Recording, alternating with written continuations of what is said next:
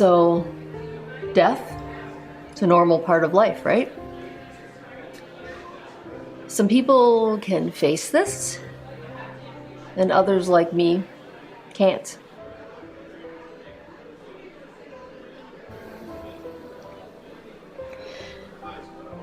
Avoiding that pain, basically, down the road makes it harder on us.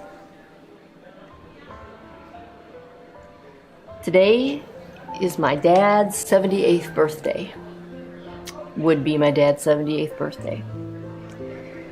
Last night, I dreamt that we were together. We were celebrating. It was wonderful. All this grief and all this death was just forgotten about. It was just wonderful. And then I woke up.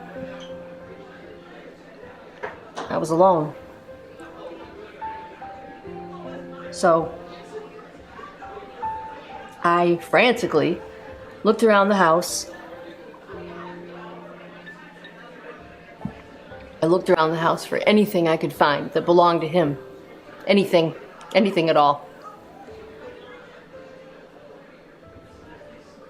And I remembered that after the funeral, I told the funeral home to just take it away, take it all away. And I am so sad.